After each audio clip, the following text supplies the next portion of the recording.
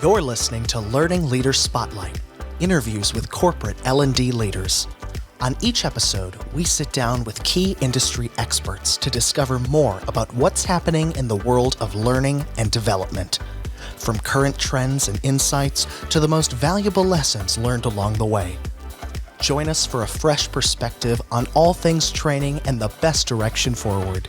Here's your host, Leanne Langford. Hi, welcome to Learning Leader Spotlight. This is the podcast where we interview learning leaders of today to help the learning leaders of tomorrow. I'm your host, Leanne Langford.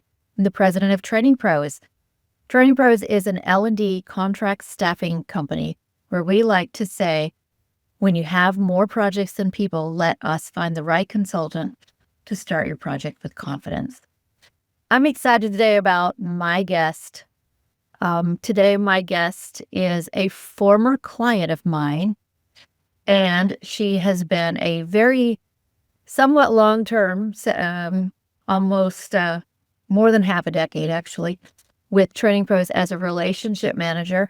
My guest is Lori Fancher. Welcome, Lori. Thank you so much, Leanne. I appreciate it. I'm looking forward to our conversation today. Me too. I love to learn more about you guys, even though we've done so much stuff together over the last almost 6 years. But can you just share a little bit with our audience about your background in learning and development before you came to TrainingPros? Sure, I can. So I think it started with college assessments. All my college assessments when I was a youngster came back. I needed to go into teaching. I was a natural teacher, so that kind of started things. Always looking for those opportunities, jumped around a lot when I was young. And then when I was working at Nortel way back in the day, there was an opportunity where there was a rollout for quality training across the enterprise and not enough people to deliver. So I raised my hand, and I was certified to train and teach it and got to do that. And my manager was kind enough to let me do that in addition to my regular responsibilities. And I loved it. So I knew training, teaching, but teaching in the corporate environment, teaching adults was where I needed to be. And then I moved into AT&T, same thing, job not related to training, but I did training on the side and offered communications trainings for managers. Again, getting the bug more so to go into L&D, and then started and finished my master's along in the same program you went to, Leanne, in adult learning. Human resource development was the name of the program, and did that, and then landed a job as an intern at UPS and stayed. I pretty much did a lot of the development in the corporate training world with my experience at UPS over the years. And so that's what really landed me in this space. Oh, well, it's a really good story. And I think you left out that you also got your PhD. So we should be calling you Dr. Lori, not Lori. When did you go to the client where you were working when I was working with you? Oh, yeah. So I skipped a lot, didn't I? So, we've been around a long time, Leanne, you and I both. And so there's a lot of things. I could take the whole half hour to talk about all the different places and opportunities. And I'm sure you could too, on the places we've worked.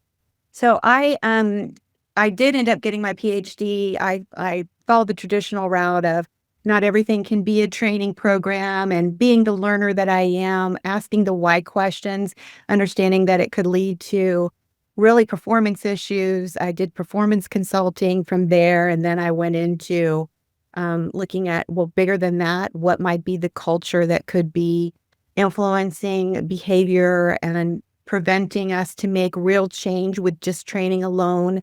And so focused on that at UPS. And then when I left UPS, my husband took a job in California, and we all moved out there, and I landed a role with Delta Dental while I was out there. And so Delta Dental Insurance Company is when I actually phoned you and said, hey, Leanne, let's reconnect. It's been a long time. Can you help me with these projects? And you and I got connected again. And then after about 3.5 years, I heard you told me that you were buying Training Pros, and if everything went well, you'd love for me to join the team, and so I did. And so that's kind of fills in that gap between UPS and Delta Dental Insurance Company. It's been a great ride and a wonderful time working with you. That's great. I'm so glad. Um, what do you enjoy most about being a relationship manager at Training Pros? Oh, goodness. I was so worried when I first came on board. It's like, well, I don't know. I've never done this side of the business, but I have been the client and I have had the needs and I have been in the space a long time. I think that's what I enjoy the most is having the opportunity for variety in the work, working alongside great colleagues who also come from the L&D space. We've all been in the space for over 20 years and working in a variety of industries. And together we can pull our experiences and understand what the right fit is for the project at the right time. And we don't know how all these projects are going to turn out, or we can't predict what's going to happen, but we've been around long enough to know that you might need this resource at this time. But in the long run, as you make progress with your project, it could morph and you could need other resources or different resources. And so being able to kind of anticipate those needs over time is what I feel provides the most value for the client. And that's what I enjoy, providing value for the client, helping them find good people for their projects. I've served as a relationship manager for 14 years. And my favorite part about it was that every day was different. I have a little bit of ADD, so I don't like jobs where you're just doing the same thing over and over. And I loved that I got to help people for a living. It's just it really feeds into that side of us that makes us want to be in L&D, doesn't it? Yes. You can't be an L&D if you're not a helper. I think you're naturally a helper. That's how you land in this space. Absolutely.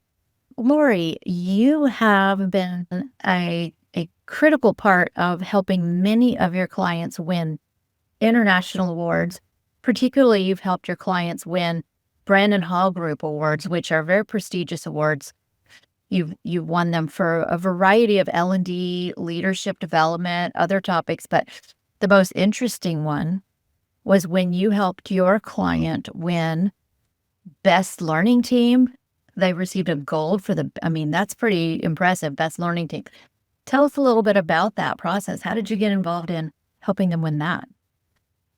Yeah, thank you for that question. I really was so proud of the work that the consultants did on that award in particular. We have fabulous consultants, and they have been able to create, products of excellence, and to be recognized for that is phenomenal. This one in particular was with a very large organization who was looking at transforming the way that they did life cycle maintenance within an organization. And they had consultants from a variety of vendors over the years that had worked with them. And when I approached them about doing a Brandon Hall Award together, they were more than happy to do that. And I think one of the reasons they shared with me was that the consultants that had been involved in that transformation effort and the changes that they had made within their organization were the consultants that had been there the longest.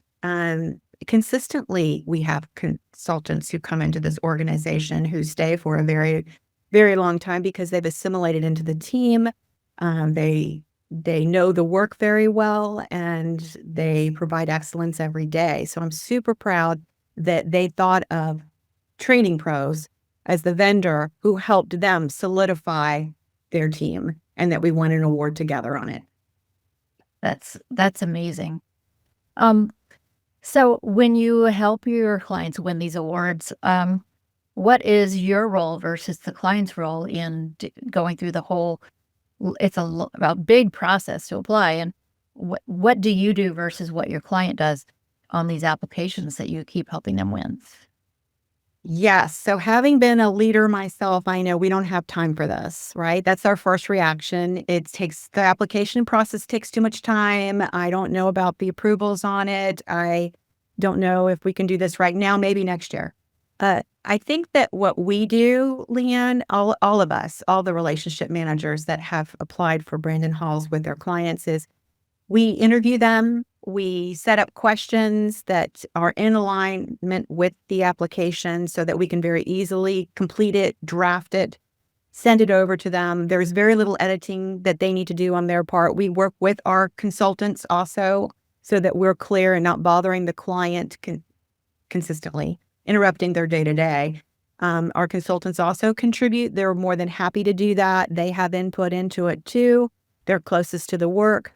And then the approval process, we tried to offer up ideas on how to streamline that, show them the win-win in terms of how they can share it on social media, help the brand, that kind of stuff. So we do a lot to streamline the process. And we also pay for the application fees, which is a big help. I can remember from the way back when I was a learning leader, getting money in your budget for application fees, very hard to do because it seems like a waste to the people controlling the purse strings.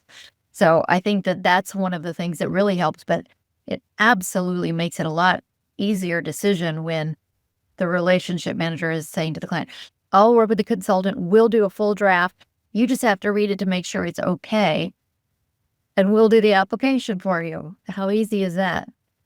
Yes, they love it. It has been, and all of the clients that I've worked with Brandon Hall Awards have said that that we've made the process super easy. So they're happy about that. That's great to hear. That's great to hear. So you get to work with consultants a lot. Everybody thinks about the clients we work with, but we also get really close to our consultants. What's been the most surprising or rewarding part of working with the consultants? Maybe it shouldn't be surprising, but we're all remote most of the time, and they become like family.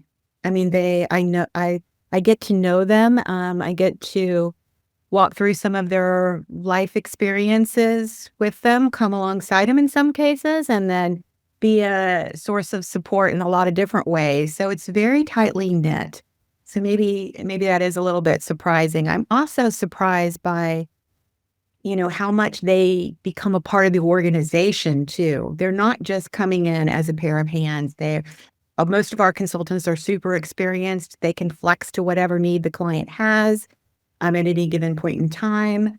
They begin to go native, if you will. They begin to say, when they're talking about the work they're doing for the company, they become embedded in the culture and team. And I think that's fascinating and surprising that it can all happen on a contract basis. And it just depends on the quality of the people and their perspective as helpers, right? I think that's great. Well, you've worked with hundreds of consultants now. What are the qualities you see in consultants that make the clients want to work with them again and again? Because that's one of the neat things we have here is our clients will call up and say, hey, Lori, I really liked working with Leanne. Is she available for another project? We've got one we would like her on. I think having been a client too, we all love the familiar. And when we've connected with someone and we feel like they know us, not just the project, the L&D project, yes, it's important to have that skill set, but they know you as a leader, either because they have worked with you before, they've spent time with you, they've connected with you, and they know the way that you like to manage projects, manage people, about how the work gets done. And I think that's the main reason why they would have the same consultant come back again and again. A lot of our folks are super experienced too, like I said, and they can flex. They can flex to whatever the needs are. They're really good at doing that, very adaptable, and they're very committed. There's a high level of integrity for those folks that we place within organizations. And that also helps foster some trust. And I can turn this project over to her or to him and trust that there's very little I have to do to make sure that I'm going to get the result that I'm used to. That's really, it's good information for the consultants out there. Know what it is that makes them so valuable to our clients. From your perspective, what do your clients value most about working with you or with TrainingPros? I would have to say that, first of all, maybe the response time. Like they have a need and they know that we're going to respond really quickly. And more than likely, most of the time, we're going to have someone immediately for them within that 3-day turnaround time. They love the responsiveness. They know that they're going to get quality folks from us. I would say they love that. And the reason they get the quality folks is because all of us are practitioners. We've been in this space for all of us, a decade or more, many of us over 20 years, and they can trust us with finding the right person. Right. So what book or article or podcast would you recommend to somebody in L&D today? Well, of course, this podcast, I would say. This podcast, because we've had so many great people on here talking about their journey to L&D. Gosh, if you're ever wondering how to get in this space, just listen to the podcast. There's help for the new folks there. There's help for the folks that have been around a long time because you get insights and maybe opportunities to connect via LinkedIn with these folks who are on the podcast who are experiencing the same challenges you are today. So this is a great resource.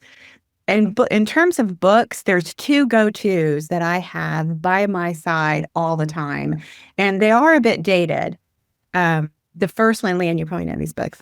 The first one is Ulrich's book on the HR scorecard, and that is the full title, and I had to look up the full title because I'm traveling and I don't have the book in front of me. I always think the HR scorecard by Ulrich, but it is linking people, strategy, and performance, and it is really taking you actually can map out, and I've done this with my L&D teams that I've led in the past, mapping out the solutions of L&D and how they impact your processes, your operations, ultimately your customers and your ROI in a way that makes sense and in such detail that you can focus in on those components that will make the biggest difference in whatever L&D intervention you're planning. So I really love that book. It's very visual. It's very helpful for L&D teams. Highly recommend it.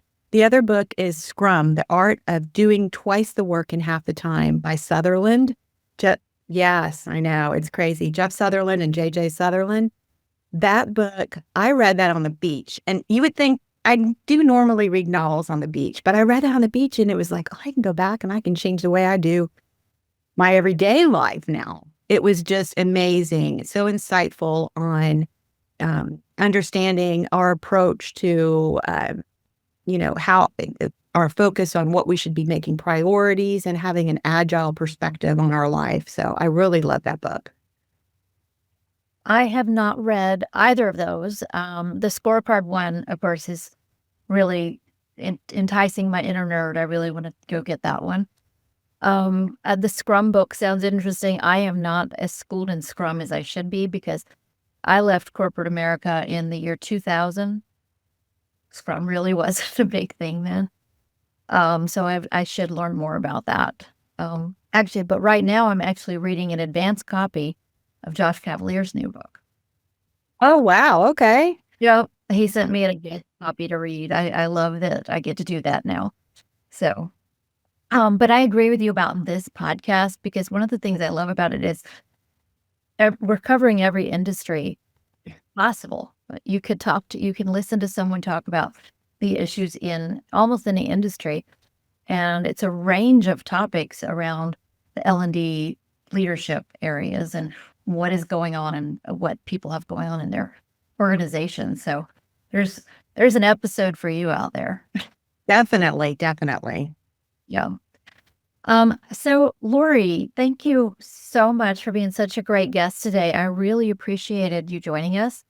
Over the years, you have been the facilitator of the planting of hundreds, if not 1,000 trees. by putting consultants to work with our clients. But today we're going to plant 5 trees just for you. It wasn't you facilitating them getting done. These are being planted in your honor as our thank you to you for appearing on the show. Oh, thank you so much. I really appreciate that. That's wonderful. You are welcome. And so that's it for this week's episode of Learning Leader Spotlight.